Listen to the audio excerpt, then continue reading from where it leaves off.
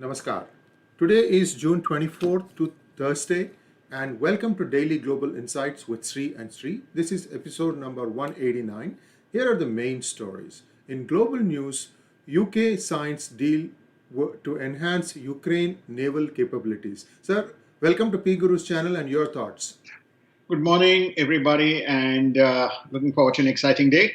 My thoughts are that it's great to see, besides EU, UK stepping up its efforts in enhancing and protecting Ukraine, which is going to be under constant incursions from Russia.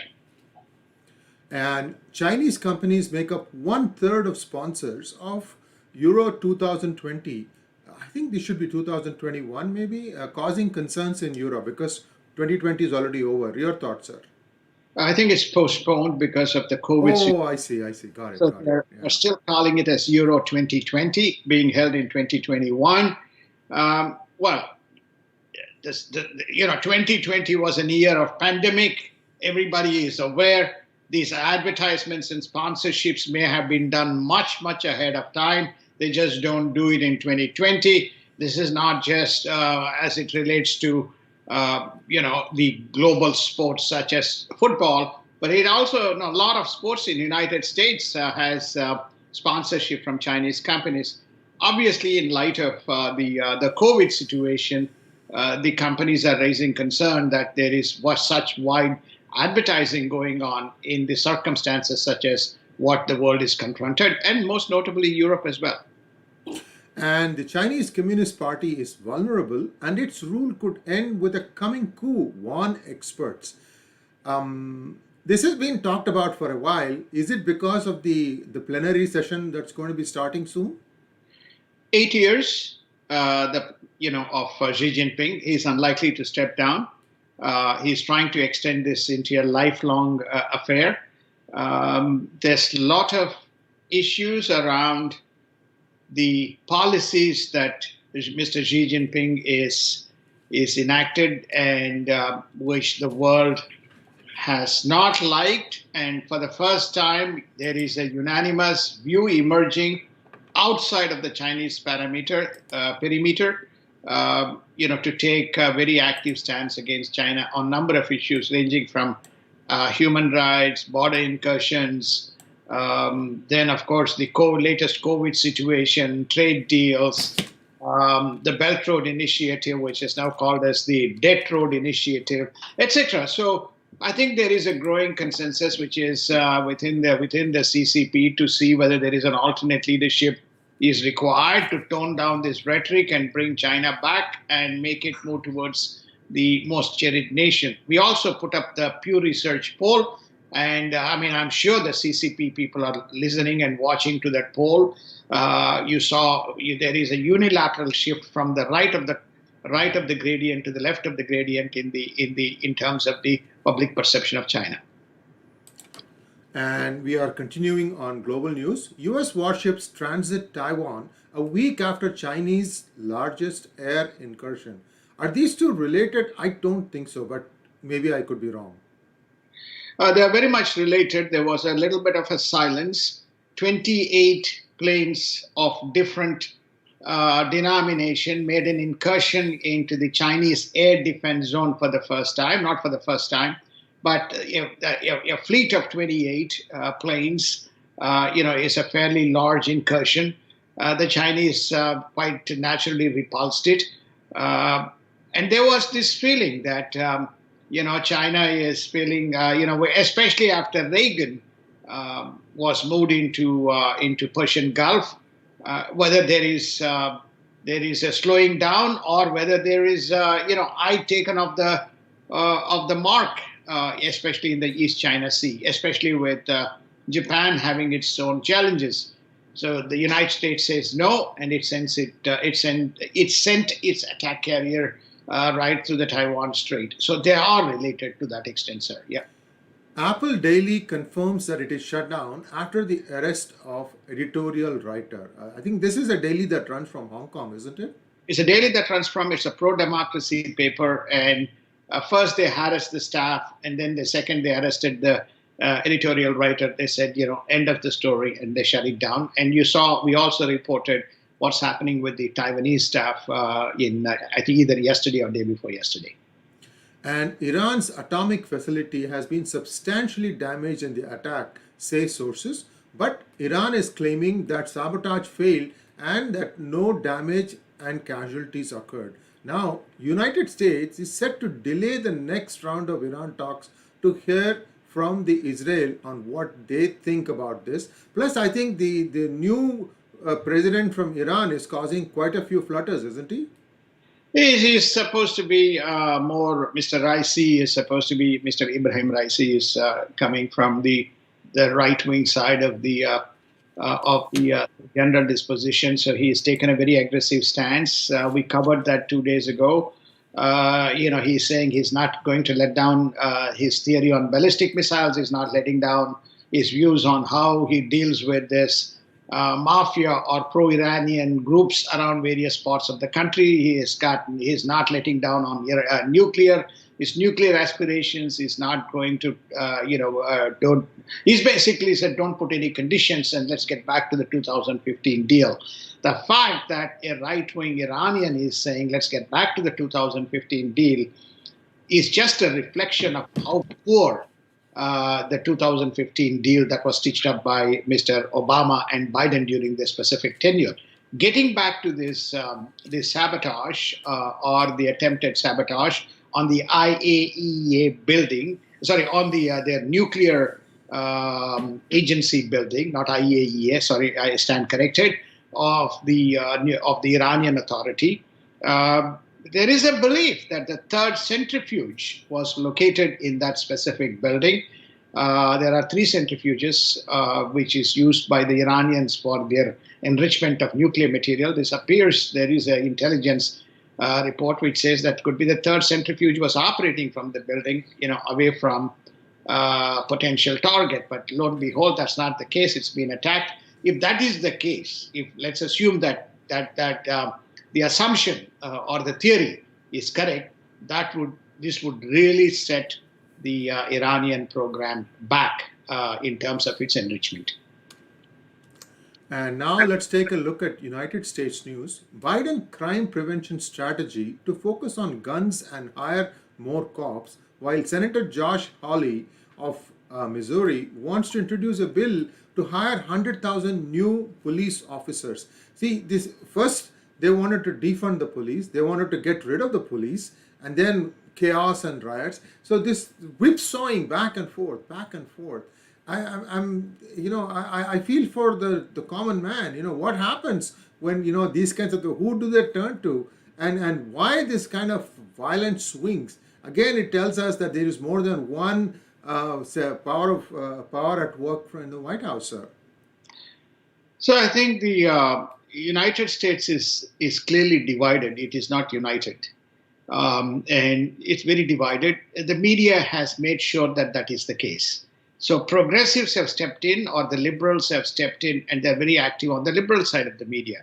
The liberals would argue that the right wing has stepped in, and so therefore the right wing has moved into, with extreme views have moved into the right wing side of the media, which is far and few relative to the left wing media. So once you take that into perspective, the people as well have stepped in. For example, I'm giving you a long but it's very important answer.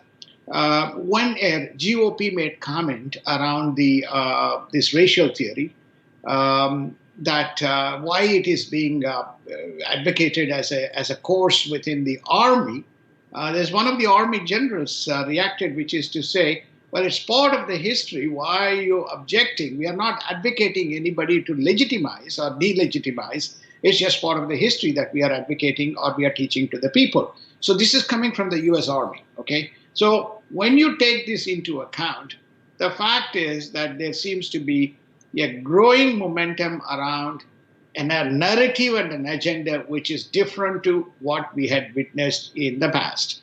Okay, so that sets the context. Now, when you look at Biden says, I want more police officers because there's more shooting. It's not for the enforcement of the crime, enforcement of the criminals. It is for making sure that those who are gun toting or those who are carrying guns, must be punished or must be brought to law, and those who are going to shoot or must be brought to law. So that is brought under law. That is the focus of Mr. Biden to enhance the police officers. Whereas Mr. Josh Hawley is saying, no, it's not just the guns. We have a crime problem, and defund police movement has demoralized police. Apart from resignations and other things, there is also a progressive reduction, which means it's an open slather. So that's where Josh Hawley is coming from. So you're beginning to see, policy differences in terms of why the law enforcement is being encouraged on one side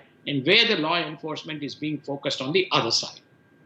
And viewers, keep watching Josh Hawley. He is one of those people who actually supported Trump when the thing was going through during the time between November 20th and January 20th. You have DeSantis, the governor of Florida. You have Josh Hawley, most likely Donald Trump, and of course, I guess Ted Cruz. So I can see four people who could be running for the 2024 ticket already. Let's see how things play. There's always ebbs and flows, but you can see the stands they're all taking. That gives you a hint into what they're thinking about. So let's move on. Trump says that he is the reason why Kamala Harris is visiting Texas-Mexico border after he announced his scheduled trip with Texas Governor Greg Abbott. Senator Cruz says Biden and Harris have no interest to fix the border crisis. I think both are right, in my opinion. What are your thoughts, sir? All are right. Which is the fact is that Biden and Harris have no interest to fix the border issue. Very interesting. There is a breaking news this morning as I came into the show, which says that Biden administration is issuing notification to the lower courts. Use the Obamacare ruling of the Supreme Court to basically address the objections coming from the GOP or the red states on the border surges. What is Obamacare ruling? Obamacare ruling is, by the Supreme Court, 7-2 ruling, is that it said, oh, you Republican states, this law has caused no inconvenience. You have not demonstrated that it is causing inconvenience or you are impacted as a result. Therefore, this case is dismissed as a result. So now what he's saying is use it as a precedent. All these surges are coming in. So please dismiss anything that is filed by the red states to say what inconvenience is being caused to you. It is funded by a federal program. They're coming in. We are transporting them in buses funded by federal. They are coming in. We are transporting them by planes funded by federal. We are moving them into progressive states, not into your states, and where there is accommodation available. For example, in New York, there is a $8 billion money set aside to accommodate these people, plus increased taxes. So these are things that they're going to cite. So therefore, what happens is that is the reason why they have no interest to fix the crisis. They only want to increase it. Okay, to respond to the question, Trump has basically announced next week he's going with Greg Abbott, and there's a whole bunch of Republican senators, including Josh Hawley and Tom Banks and then Jim Banks and so on, are likely to visit with him to look at the border situation. So what does Vice President Harris do? So it becomes a political. So the word that is going around is Veep is making a visit to the border. Okay, so Veep is VP. So Vice President is making a visit to the border. So that seems to be the situation. I don't think there's a solution for the border, notwithstanding the fact all these people making their ceremonial visit to the border side. And the SCOTUS decision is a blow to unions in California case about farm property rights. Chief Justice Roberts cited the 5th and the 14th Amendments. 5th Amendment specifically saying that private property cannot be taken for public use without just compensation. Sir, California agricultural water rights, never-ending mess, and this one is going to queer the pitch a little further, in my opinion. Sir, your thoughts? It's very interesting that because the unionization is now part of one of the executive orders passed by the administration. So they went to the court and said the unions, the orchestration of the farmers in the farms, the union groups must go and meet with them and orchestrate this whole construct of the formation of the unions for demanding wages, etc. So the court, High Court, as SCOTUS has ruled, no, no, no, no, that is a private property. When you're going into a private property and getting into these indoctrinated programs, now when there is no compensation, you have no right to go in and make your own case in terms of what needs to occur within the private property. Senator Schumer and Warren urged Biden to extend the student loan repayment moratorium freeze by 6 months from September 30, 2021 to March 31. I'm not very sure about the dates. Sir, please correct me if I'm wrong. It looks like it should be September 30, 2021 to March 31, 2022. Let me know what your thoughts are. I thought, sir, you're absolutely correct. It is September 30, 2021 to March 31, 2022. So extended, they expire on September 30th. What is a moratorium? All the students who owe principal and interest on the student loans taken, they've been waived due to the COVID circumstances because of the contraction in the employment, etc., and the suffering that people were going through. So there has been also unilateral cry amongst the Democrats, which is to write off 50,000 of the loan, to write off 100,000 of the loan, to waive, X amount of the loan. Just to give you a context, today this is number 2 debt in the U.S., kind of the debt industry within the open debt industry, which is mortgages, student loans, credit card loans, and personal loans. When you take these 4 loan categories, number 2 in the category is the student loans. It has gone to $1.7 trillion, somewhere between 1.6 to 1.65 trillion was the last number that I counted, to $1.7 trillion. It is a huge debt burden which is backed by the US government. Many people are struggling to cope with this loans and repayments. Many take the loans but don't complete studies and get into lots of difficulties as a result. So this moratorium is being sought. My personal view is the moratorium should be extended when everybody else is getting the benefit. The students who are the future of the country should get the benefit on the moratorium. I'm not in support of writing off hundreds of thousands of or billions of dollars of debt. But I think support the moratorium, which very much is needed for the community. And now let's take a look at the top 10 states with active COVID cases. Sir, with your permission, I'm putting up a picture, and that is where we are talking about the number of cases that are active in the United States. I have it up now, sir. California is at number 1 position with the total cases of 3.8 million, with recovered 2 million and 1.676 million still active. So California has the dubious distinction of being the number 1 state. But let us take a look at some of the realities here.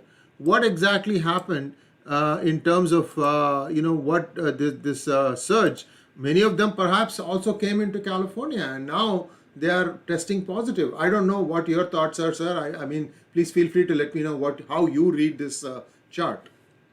I had 2 observations. One, first, to dedicate and reveal to the world that every day you go to mainstream media publications, you will find that the number of cases in India rises. Number of deaths in India rises to 4,000. Number of active cases rises by 65,000, 100,000. The total number of cases in India during wave 2 at its peak rose to about 4.1 or 4.2 million. It is today around 623. We'll put up the chart. All you need to do is that look at the US chart. Nobody wants to talk about it. Nobody wants to mention. Nobody even wants to assess because Mr. Biden is at the helm. Anything which is negative, which is to do with COVID, either on vaccinations or vaccination drive or with the active cases, Mr. Biden would be touted and put in the dark, in the negative. So how do you kind of create a curative narrative? Curated narrative is basically hide the information. This is an astonishing number. US has 5 million active cases having started the vaccine early, of which, if I'm using my mic, I'm using my phone here. Sorry to look at the same numbers so that I'm not. When you take a look at the number of active cases, when you say 5 million, 1.67 million is in California. That's pretty close to 30%. 30% of the active cases is in California. Virginia, 610,000. Maryland, 441,000. Kentucky, 403,000. New York, Washington, 219,000. New York, 218,000. Remember, New York had the highest cases to start with when the wave started, and it cascaded all over the country. But this is just a reflection as we finish wave 2 in the rest of the world and step into wave 3, which is very much likely. Dr. Fauci has made a statement that we are very much going into the wave 3, even in United States. And I think we listed the 10 countries which will be part of the wave 3. 10 plus countries will be part of. United States is very much part of it. This is a staggering number that we have to deal with, and the cumulative effect that is likely to happen. So that is the objective of putting this number. Please look at the data for all the nations around the world. Look at the active cases, because that will then set the trend for you, what the consequences are likely to be as you move into pandemic wave 3. And now let us take a look at India news. And India is going to be testing a new variant of Agni 1 nuclear capable missile this month. So the missile program of India continues to move forward. And I think this is a welcome boost in the short boost for the armed forces, sir. In fact, the country.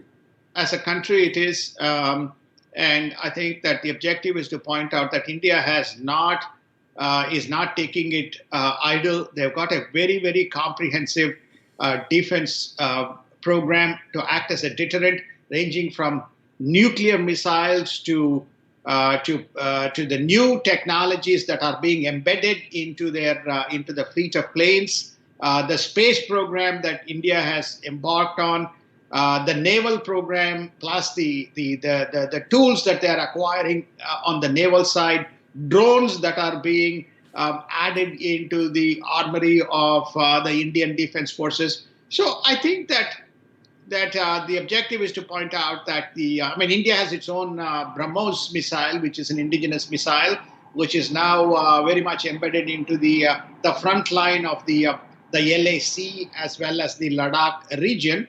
So it's all very positive in terms of the defense developments of India is concerned. Rural India beats urban in the most recently concluded vaccination drive, representing 64%.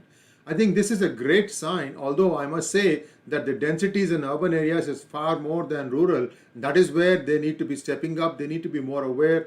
Do you think this trend will change? The trend will change. Whether do I believe the trend will change? Obviously, this was I think they called as the vaccination mela, which was targeted very much around the rural areas. The specific reason being the COVID wave 3 is supposed to impact a lot of children. So a lot of mothers were vaccinated, and rural population still has got challenges around the healthcare and the healthcare facilities. To that extent, I think that this is a very positive move.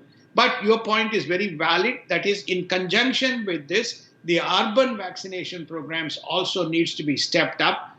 We saw some numbers on that 8.6 million chart. Yesterday or day before, if I am correct, they have went up, because 1 day delay you get data from India. It is about 6.4 million. The latest figures is around 5.3 million, I think, today, as I look at the numbers. So when you look at the data, there is an attempt to intermix this between rural and urban, but there's a lot to be done. India's vaccination adoption or penetration is only around 20 to 24%. really, I think they need to lift up once, probably from around July, not June, probably around July, when some of these big fellows are likely to manufacture, step up their capacity. And Indian officials met Taliban leadership in Qatar amid withdrawal of American forces from Afghanistan. I can understand that India wants to still keep the communication lines open, but with an entity that is not officially recognized, usually India plays the straight and narrow. Whatever UN approves, only those people they deal with. I don't know how to interpret this, sir. Your thoughts? There's a growing feeling amongst the world community led by United States. Um, and it's not just the United States and broadly EU. The Taliban has been met either in the Qatari embassy or they have also been flown into Europe. I have a feeling it is probably Geneva or one of those countries where they have met. They recognize that without negotiating with Taliban, there is not going to be a peace in Afghanistan.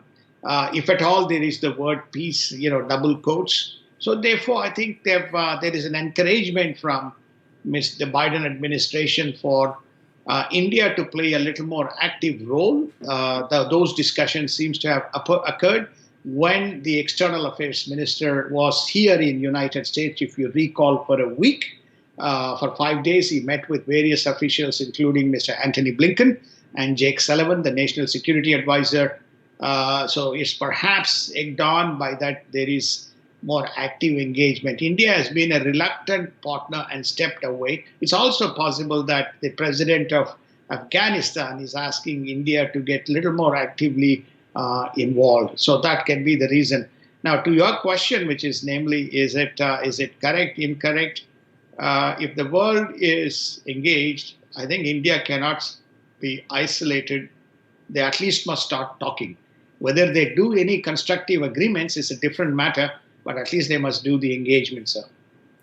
And Moody's cuts India's GDP growth rate to 9.6%, cites vaccination rate as a risk, while economists call for spend to protect the economy slipping down and deficits don't matter. So this is the spend side which we have been talking about. They need to increase the demand on the Indian consumer, and this is one thing that the current government is very, very hesitant to do. I'm sorry to say this, and this is something the whole world has done. Everybody has printed more currency. This is unprecedented what we are going through, and in fact we still don't know the Delta variant, what kind of impact it's going to create on the United States. It's just started. So I don't know what the thinking is in India's mind chambers. I have I don't know what exactly to make of this, but clearly there is a gap in the economic approach. That's how I see it. So feel free to correct me if I'm wrong. Two observations. 9.6% is a good number. 10%. The original forecast was between 12 and 14. The lockdowns has to some extent tempered it. Who knows? India can still finish around, between 10 and 12%. With regard to the infusion of capital, whether you call it as debt, which creates deficit, or sale of assets, that is infusion of capital by way of recapitalizing your balance sheet by disowning some of the assets, but you need capital either way to augment and step up the program from economy further slipping. There's no doubt about it that you need the capital. So it'll be interesting to see what the finance minister and the prime minister come up with as to how they're going to fund many of the programs that are warranted and much needed to lift the economy from the clutches. The world has done it, as you rightly have pointed out. Indian cabinet extends Garib Kalyan Anna Yojana program for 5 more months till November, thus providing food rations to 800 million people, 80 crores. It's almost 2/3 of the population of India. It's a great program. This is what Mr. Minister for External Affairs pointed out. People make a lot of criticism and take pot shots from left media, such as New York Times, Washington Post, and CNN. They are all,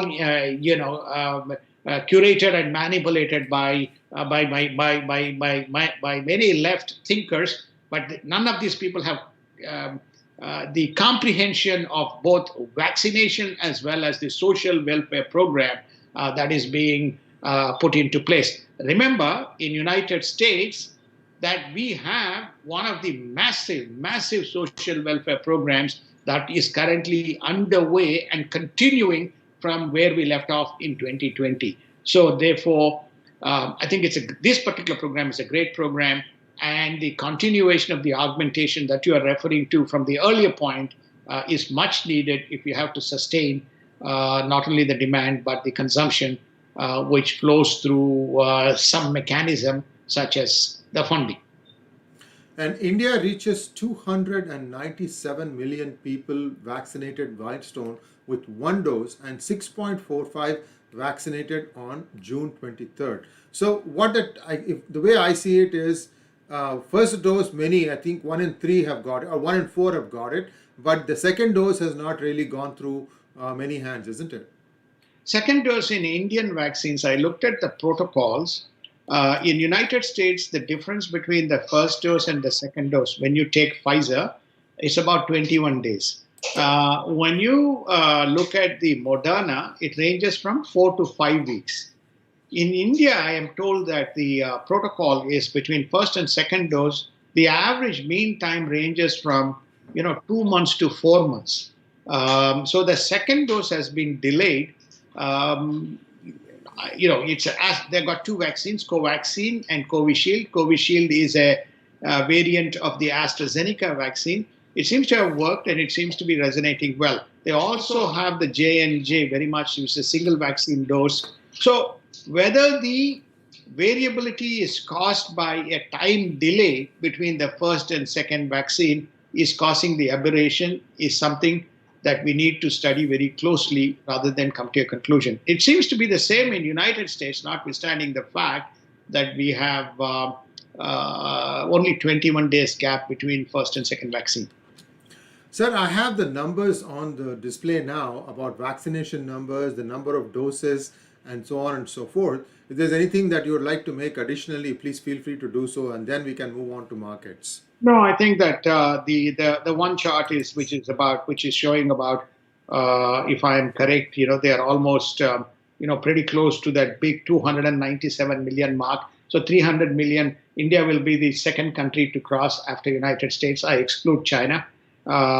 You can see as the first dose is almost close to 245 million, and the second dose is lagging behind at 5.2 million or 5.1 million, which is effectively 20% of what was done on the first dose. As I said, whether there is a meantime delay as a result of the duration, one time will tell. The second chart is the total number, which is showing that the active cases has come down to 643,000. 643,000 roughly represents slightly less than the state of California. Right? California is about 1.68 million. So you can take it as 6-7 million. You can take 643 as 30%, or you can take it as slightly above 50%, whichever way you cut it. But that's just the dimension of the number. And this number is important to me as we go into wave 3. And let's take a look at markets. Stocks posted a tame session with all indices maintaining more or less Tuesday levels. Brent crude has topped $75 a barrel, and it is very much in the sight of $100 a barrel. Now, sir, if I remember correctly, under the second stint of Obama regime, the shale production acted like a safety wall. In 2014, early 2015, crude was at $142 a barrel. And then once shale production came online, crude plummeted to like $21, from 142 to 21. It was like a steep fall. And after that, it is being slowly making its way back up. Now, the Biden administration, which is surprisingly opposite to what the Obama administration did, has completely shut down the Keystone pipeline, thereby affecting a lot of shale production, at least in the North and South Dakota areas. I don't know what's happening in the Texas areas, but this is essentially being facilitated by the United States. It is being facilitated by United States, just as the United States facilitated the plummeting of the price, which you rightly alluded to. From $142, it came down to between $20 to $30 price range a barrel. We won't go into all the strategic drivers right now. We'll probably discuss it in a separate fireside chat or a dedicated session. But I think the $100 a barrel is very much within the sights, and in the United States will go from a net exporter to a net importer, and there is not going to be a time window, such a rapid time window, to have all these electronic vehicles and electronic what you call charging points and all this migration and transition to happen. It could take 5 years, it could take 10 years. Japan is a very good example. So when people talk about inflation, people must recognize energy and food prices are not included in the inflation, but you will begin to see much of the gas or petrol or gas, we call it here in the United States, is used in industrial production as well. It's just not used in the locomotives or the cars. So the automobile industry. So the story is that you're going to see prices going up in a lot of adjacent industries as a result of these price hikes that is feeding into the system. So $100 is very much on target as we predicted. And inflation and what the Fed is going to do is going to be the policies that is going to dictate the price theory as we move forward. And with that, we bring to close our today's session. Sir, one moment, maybe one second, you can touch upon the Nasdaq's rise, and then we can call it a day today. And I have one closing thought, but please go ahead, sir, about Nasdaq. Nasdaq is the buffer. It comprises of tech stocks. Whenever there is gyrations in the market, which is around the value stocks, then people put the money into the growth. So tech has acted as a hedge and a buffer.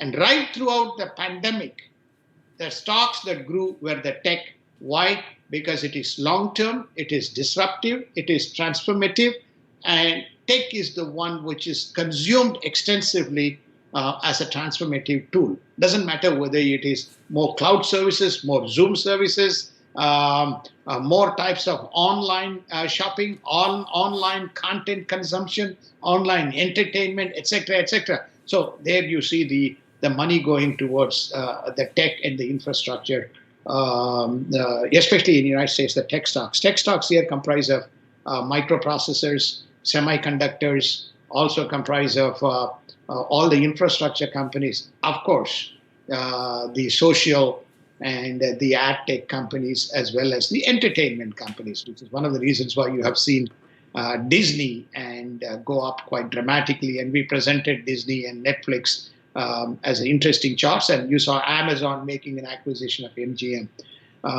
So these are the reasons why I see the Nasdaq pointing an uptick in the market. And my last thoughts about this administration, we have not done a complete breakdown or looking at what Biden has accomplished in his first 100 days.